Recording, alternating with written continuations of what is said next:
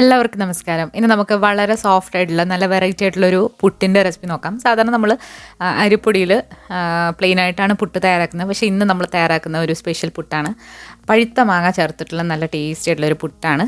കൊച്ചു കുട്ടികൾക്കൊക്കെ ഒരുപാട് ഇഷ്ടമാകുന്ന രീതിയിലുള്ളൊരു ബ്രേക്ക്ഫാസ്റ്റായിട്ടോ സ്നാക്കായിട്ടോ ഒക്കെ കൊടുക്കാൻ പറ്റുന്ന നല്ല സൂപ്പർ റെസിപ്പിയാണ്. അപ്പോൾ അതിന് വേണ്ടിയിട്ട് നമ്മളുടെ നല്ലതായിട്ട് പഴുത്തൊരു മാങ്ങയാണ് എടുത്തിട്ടുള്ളത്.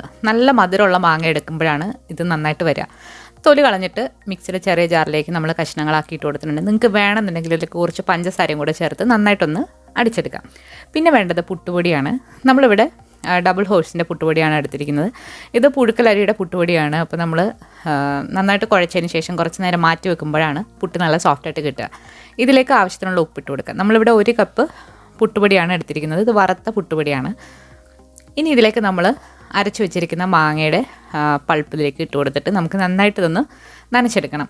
നമ്മൾ ഈ മാങ്ങയുടെ പൾപ്പ് ചേർക്കുന്നതുകൊണ്ട് തന്നെ ഇതിലേക്ക് ഇനി എക്സ്ട്രാ ആയിട്ട് വെള്ളമൊന്നും ചേർത്ത് കുഴക്കേണ്ട ആവശ്യമില്ല. കൈ വെച്ചിട്ട് നന്നായിട്ട് മിക്സാക്കി എടുക്കുക. അപ്പോൾ നിങ്ങൾ എടുക്കുന്ന പുട്ടുപൊടിക്ക് അനുസരിച്ചിട്ട് മാങ്ങയുടെ അളവും കൂട്ടി കൊടുക്കാനായിട്ട് മറക്കരുത്.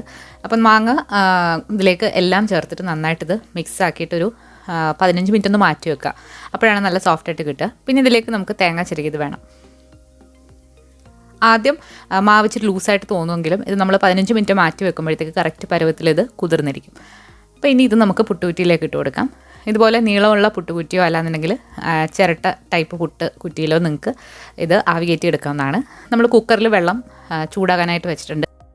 അപ്പോൾ ഈ മാവിലേക്ക് നിങ്ങൾക്ക് കൂടുതൽ മധുരം വേണമെന്നുണ്ടെങ്കിൽ മാങ്ങ അരയ്ക്കുമ്പോൾ നിങ്ങളുടെ ആവശ്യത്തിന് പഞ്ചസാരയും ചേർത്തെടുക്കാവുന്നതാണ്. അപ്പോൾ ഇത് കുട്ടികൾക്കൊക്കെ വളരെ ഇഷ്ടപ്പെടുന്ന രീതിയിലുള്ളൊരു പുട്ടാണ്. അപ്പോൾ എല്ലാവരും ഇതുവരെ നിങ്ങൾ ഇങ്ങനെ ട്രൈ ചെയ്ത് നോക്കിയിട്ടില്ല എന്നുണ്ടെങ്കിൽ ഒന്ന് ട്രൈ ചെയ്ത് നോക്കണം. പിന്നെ മാങ്ങയുടെ പഴുത്ത മാങ്ങയുടെ സീസണൊക്കെ ആണ്. അപ്പം എല്ലാവരുടെ വീട്ടിലും മാങ്ങയൊക്കെ കാണും. അപ്പോൾ എന്നും ഒരേപോലെ പുട്ട് തയ്യാറാക്കാതെ ഇങ്ങനെയും കൂടെ ഒന്ന് തയ്യാറാക്കണം. അതുപോലെ നല്ലൊരു മഞ്ഞ കളറും ഈ പുട്ടിനുണ്ട്. അപ്പോൾ നല്ല സോഫ്റ്റ് ആയിട്ടുള്ള മാങ്ങ പുട്ട് ഇവിടെ റെഡി ആയിട്ടുണ്ട്. അപ്പോൾ നല്ല ടേസ്റ്റിയാണ്. ഇത് കറിയൊന്നും ഇല്ലാതെ ഇങ്ങനെ തന്നെ കഴിക്കാൻ നല്ല ടേസ്റ്റാണ്. അപ്പോൾ നമ്മളിതിന് മുൻപ് പുട്ടുപൊടിയൊന്നും ഇല്ലാതെ പുഴുക്കലരി വെച്ചിട്ടൊരു അടിപൊളി പുട്ടിൻ്റെ റെസിപ്പി അപ്ലോഡ് ചെയ്തിട്ടുണ്ട്. ഒരുപാട് പേര് ട്രൈ ചെയ്ത് നോക്കിയിട്ടുള്ളതാണ്. അതുപോലെ തന്നെ ഒരു അടിപൊളി പുട്ടാണിതും. എല്ലാവരും ട്രൈ ചെയ്ത് നോക്കിയിട്ട് നിങ്ങളുടെ ഫീഡ്ബാക്ക്സ് അറിയിക്കുക. അതുപോലെ ഈ വീഡിയോ ഇഷ്ടമായാലും ലൈക്ക് ചെയ്യാനും ഷെയർ ചെയ്യാനും മറക്കരുത്. പുതിയൊരു റെസിപ്പി വീഡിയോ ആയിട്ട് നമുക്ക് വീണ്ടും കാണാം. താങ്ക്